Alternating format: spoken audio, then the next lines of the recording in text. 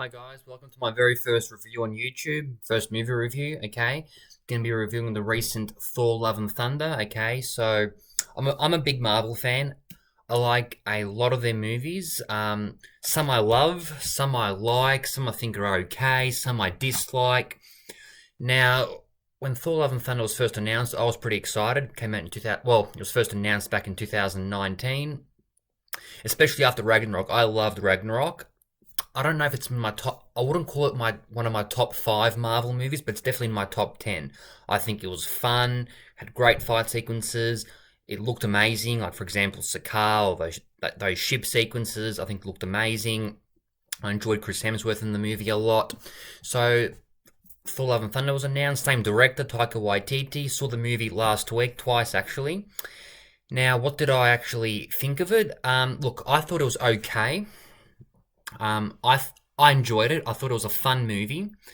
I had some great stuff. I thought Christian Bale was great as the villain. So Gore the God Butcher has a sad backstory, which I actually found out about before actually watching the movie.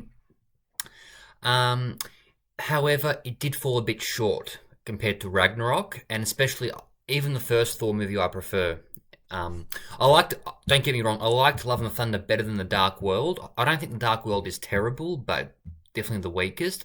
Where did this movie go wrong? Well, first of all, I think the first hour, especially the first half of the movie, so the first hour or so, was too goofy. I saw that mentioned in a lot of reviews.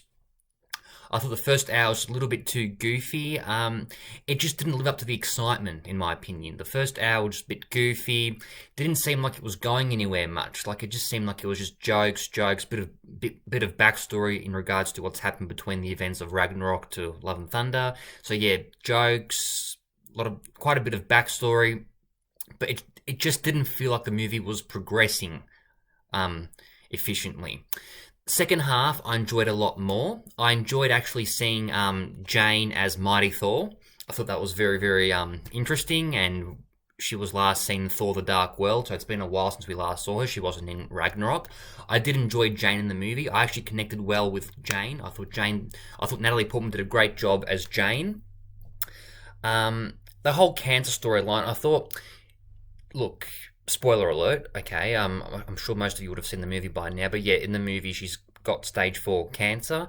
I just found it a bit strange how she all of a sudden have stage 4 cancer. Usually cancer progresses, but yeah, all of a sudden she's got stage 4 cancer, so I thought that was a bit strange, but regardless, it was very sad to see.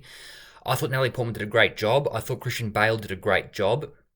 I thought the second half of the movie was better than the first half. Overall, probably about a 7.2 out of 10 on my scale. Look, it had some great fight sequences too. I thought the fight sequences between, for example, Thor and Gore were very well done. I thought the whole sequence in the Shadow Realm was very well done. So again, the movie did have elements which I thought were very well done. The Shadow Realm, I enjoyed Natalie Portman as Jane, Christian Bale as Gore. I enjoyed Chris Hemsworth as Thor. Some of the jokes fell a bit flat. Okay, again, I know Ragnarok had a lot of jokes, but I don't know. They felt like I thought in Ragnarok the jokes weren't overemphasized, like they didn't just try and focus on jokes, whereas this one felt like it tried to focus a lot more on jokes. And at the same time, the plot wasn't progressing effectively, I felt.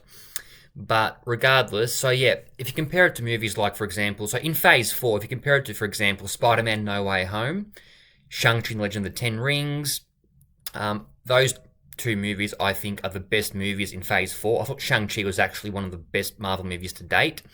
Not as good as No Way Home. That's my favourite movie in Phase 4 for sure. One of my top 5 Marvel movies. But overall, for Phase 4, I thought Thor: Love and Thunder probably falls towards the middle. I don't think it was definitely not as good as No Way Home. Definitely not as good as Shang-Chi. I thought maybe on par with Multiverse of Madness. I actually really liked Multiverse of Madness. I know people criticised it, so I thought somewhere in the middle with Multiverse of Madness. Definitely better than Eternals. I thought it was better than Black Widow, which I thought was a bit not horrible, but just a little bit flat. So yeah, somewhere in the middle in my opinion. But overall, I'd give Thor: Love and Thunder a 7.2 out of 10. A fun movie, don't get me wrong. Okay, fun movie. Just did not live up to the hype of, especially after Ragnarok. Ragnarok was a great movie. Loved Ragnarok. I just thought after Ragnarok it fell a little bit flat. Again, it was a fun movie. The Shadow Realm was very well done, in black and white. I enjoyed the performances. I thought Natalie Portman did a great job as Jane. Christian Bale did a great job as Gore. But overall, just some of the jokes too many jokes, especially in the first half. Too many jokes. I thought the plot didn't feel like it was progressing efficiently, especially in the first half.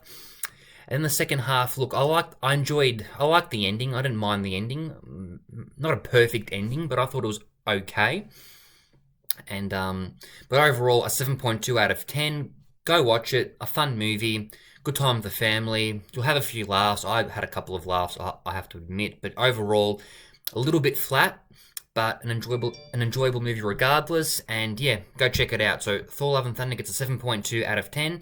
Thank you very much for listening, guys, and stay tuned for more reviews. I'll try and do at least 2 a week. See how I go. Take care, guys. All the best. Bye.